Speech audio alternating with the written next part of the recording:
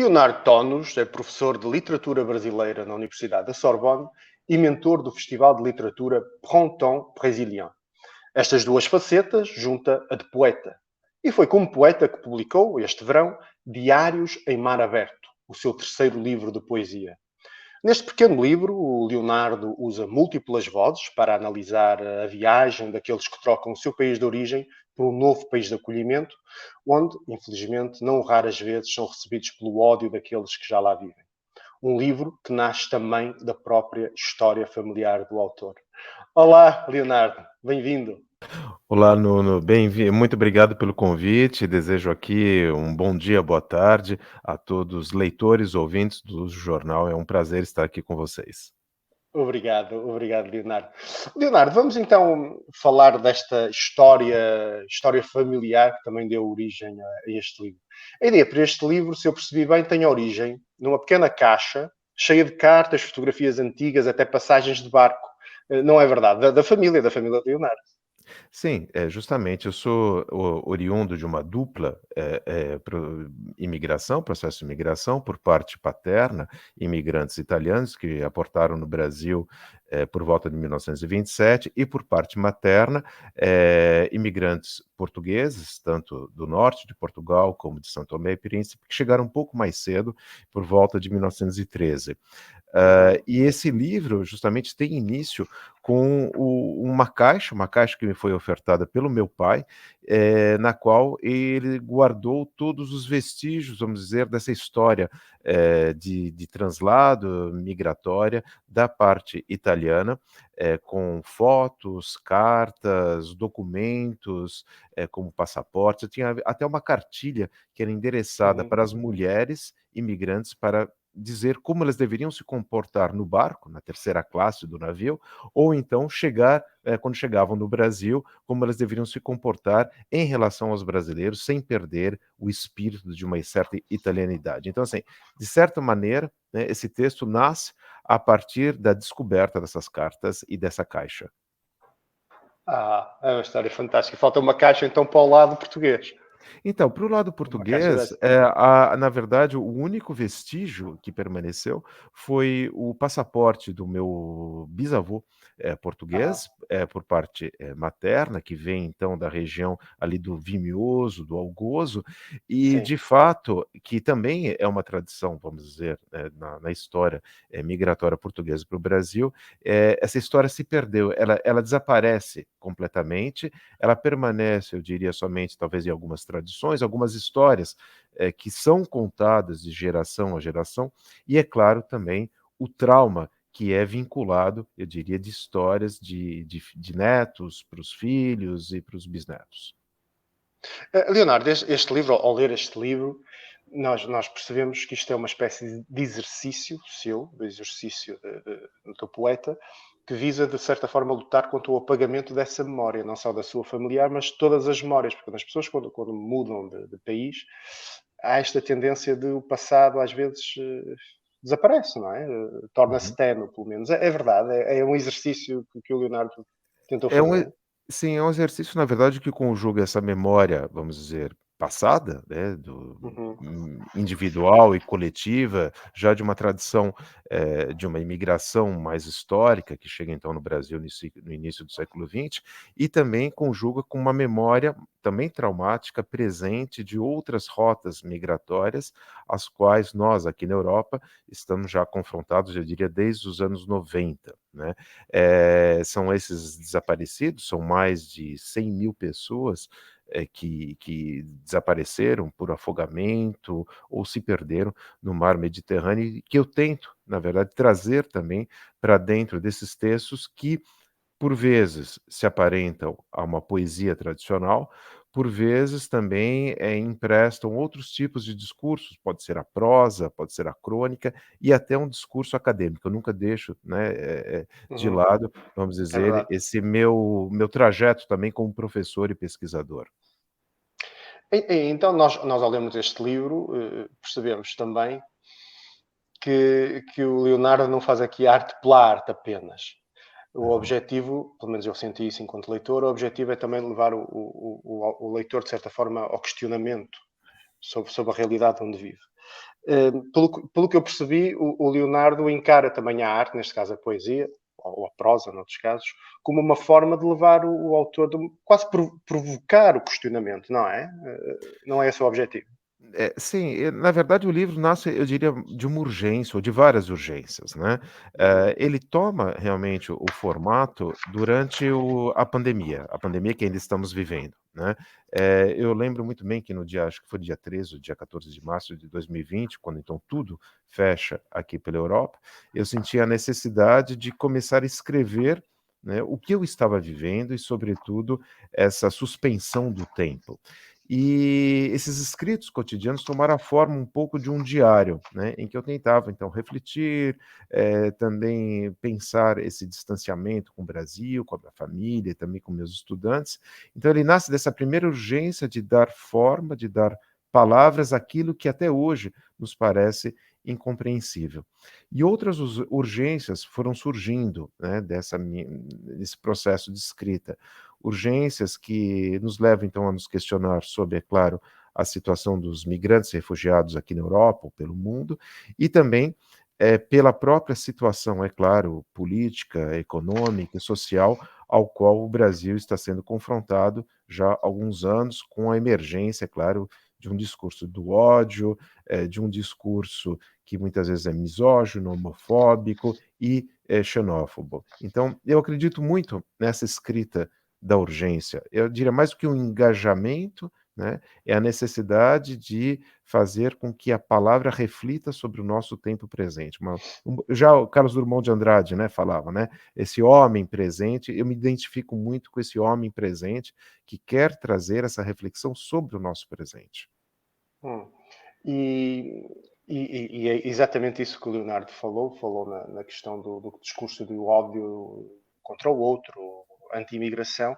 O que eu pergunto é o seguinte: hum, sendo a imigração, quer dizer, desde a origem da humanidade, eu sou arqueólogo, sei mais ou menos do que Sim, falo, estudei isto a vida toda, sendo a história da humanidade uma história de migrações, quer dizer, a humanidade tal como a conhecemos não existiria se o primeiro africano não tivesse decidido sair da África, não é? É o sim. começo, a gênese da humanidade é uma história de migrações, e ao mesmo tempo nós temos hoje este discurso, sempre esteve premente, mas agora está com mais força, este discurso anti-imigração. Temos o caso do Bolsonaro, que tem, às vezes tem umas larachas deste género. Mas o facto de ser anti-imigrante não é, no fundo, ser anti-humano? Pergunto. De fato, Nuno, como você bem, sublinhou, né, eu fico feliz que trazer esse posicionamento do arqueólogo. O sedentarismo, eu diria que foi um acaso na vida da humanidade, Sem né. dúvida. E um mau Eh, acaso. Nós foi éramos um mau maiores e mais acaso, inteligentes. né, e assim, Trabalhávamos menos. pensando até do ponto de vista, quer dizer, como um americano, né, as Américas, elas foram criadas graças também ao processo, migratório. Então, a imigração também faz parte, aliás, de todas as nossas narrativas fundadoras, né, quer seja a Bíblia, quer seja a Odisseia, quer seja até os Lusíadas, né, uma história, na verdade, de viagens e que por detrás dessas viagens há o quê? O encontro com o outro, né. Tem um escritor, canadense e italiano, Fulvio Cati, que fala justamente a imigração ou o processo de translação territorial, ela funda a nossa humanidade, que por detrás dessa humanidade está esse encontro com o outro e que nos leva justamente a refletir sobre a nossa capacidade ou incapacidade da hospitalidade, que é sempre, em dupla mão, né. É algo até Hum, em francês, né, o le hôte é aquele tanto que recebe, como aquele que é recebido. Então, a claro. imigração, né, ela nos indaga, ela nos questiona sobre a nossa capacidade de sermos humanos, de acolhermos o outro, de vermos o outro, claro, sem, tomarmos posse desse outro. Então, eu diria que é uma questão fundamental, não só da atualidade, mas para se entender realmente toda a humanidade. E é claro, né, eu vejo com um olhar muito, entristecido, né, o fato de que cada vez mais as nossas nações estejam se fechando, estejam controlando os espaços, impedindo justamente esse translado. Até, né, o texto, né, o livro se chama Diários em Alto Mar, porque uma imagem que me vem sempre à mente é a imagem do alto mar, né? né? O alto mar que não pertence, na verdade, a nenhum Estado. E nós vemos cada vez mais nesse processo de securitização dos Estados como eles têm se fechado e também até tomado posse desse espaço, talvez o único espaço de grande liberdade, que seria o alto mar. E outra coisa engraçada no livro, Leonardo, é que nós, à medida que vamos lendo a poesia, vamos sendo embalados pela poesia, mas a certa altura aparecem situações de uma grande violência, Uhum. citando algumas, por exemplo, do atual presidente brasileiro. Eh, este objetivo, quer dizer, de perturbar o fluir da poesia com estas situações de grande violência é uma espécie de bufetada de realidade que o leitor recebe. O objetivo era mesmo esbofetear-nos, não é? É muito curioso, né? Porque assim, eu sou uma pessoa bastante alegre, eu gosto da risada, né? Bastante carinhosa, até no meu trato com as pessoas e com os estudantes. E muitas pessoas justamente falaram, né, que esse livro é uma bofetada ou, por vezes, um soco no estômago, Uhum. do leitor. E até um texto que eu falo, né? A tristeza, né? Ela não pode ser somente triste, ela tem que ser um pouco também bela para que ela não seja somente pura tristeza. Mas, de fato, assim, eu acredito, talvez como pesquisador, né, que depois de matarmos os narradores, né, o poder do narrador de controlar as histórias, chegou talvez o momento de nós refletirmos sobre o posicionamento de nós enquanto leitores e espectadores do mundo. Porque muitas vezes, e as mídias também têm sublinhado muito isso, nós nos tornamos espectadores do mundo. Né? Eu trabalho com imigração em sala de aula, eu sempre começo muitas vezes minha aula mostrando a foto de Alan Kurd, né, do jovem Uhum. que morreu afogado em 2015. E aquilo se torna, na verdade, um pretexto para nos interrogarmos como nós somos capazes ou incapazes de percebermos a tragédia e as catástrofes. Né? Muitas vezes assistimos essas catástrofes jantando à noite, que nem eu falo, né? Comendo macarrão, né? E vendo pessoas morrerem. E isso me entristece muito, me toca muito. Então, um dos É objetivos, de fato, a banalização da violência, no a fundo. banalização da violência, a banalização da tragédia, a banalização da dor, né? Que também são formas, é claro, de sobrevivência.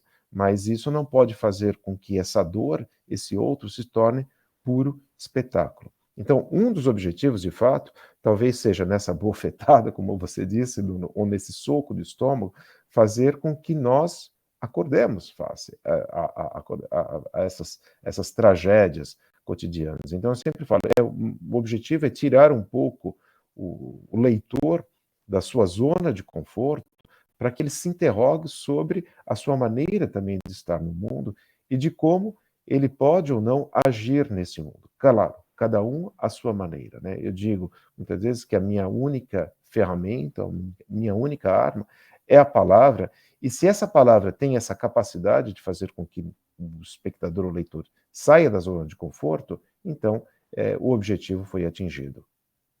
Foi atingido, sem dúvida. Falemos então de uma coisa mais alegre, Uhum. Leonardo. Planos para o Printemps Brésilien? Vai continuar?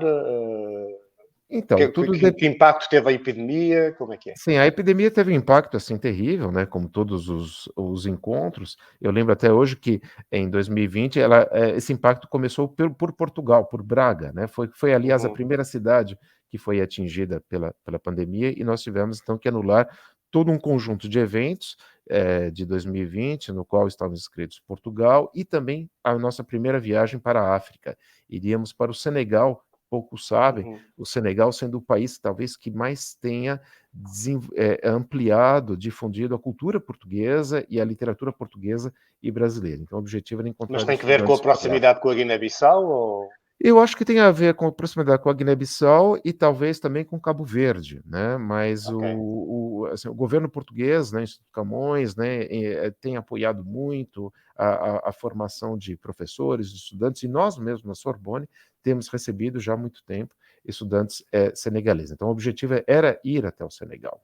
Claro, 2020 foi impossível, 2021 também foi impossível, então eu estou pensando talvez num outro formato para 2022, que seja, ao mesmo tempo presencial e remoto, mas que retome essa primavera literária, que já não é mais só brasileira, ela se tornou internacional, para festejarmos, talvez, esse retorno a uma vida normal. Enquanto isso, né, eu mantenho outros projetos, dentro dos quais o projeto Migra, né, que também é um projeto que está vinculado com uma reflexão sobre migração, mas não só do ponto de vista lusófono. A ideia é trazer, de fato, um debate, uma reflexão que seja transnacional e, sobretudo, transdisciplinar, né? Autores, cineastas, dramaturgos e muitas pessoas que trabalham na sociedade civil e que têm se debruçado sobre as questões migratórias pelo mundo. Mas assim, então, aguardem, 2022, trarei, claro, novidades, mas por enquanto, então, estamos vendo como as coisas funcionam e quais são essas capacidades, tanto do ponto de vista tecnológico, como também de viagens presenciais. Ok. Leonardo, muito obrigado por ter falado connosco. É sempre um prazer falar contigo. Bem, Diários em Mar Aberto, publicado pela editora Folhas de Relva, pode ser comprado nas livrarias portuguesas de França, mas também na internet. Se preferir, este livro pode, obviamente, ser requisitado na biblioteca da Fundação Carlos Gulbenkian em Paris. Muito obrigado e não se esqueça, ler é o melhor remédio. Muito obrigado, Nuno.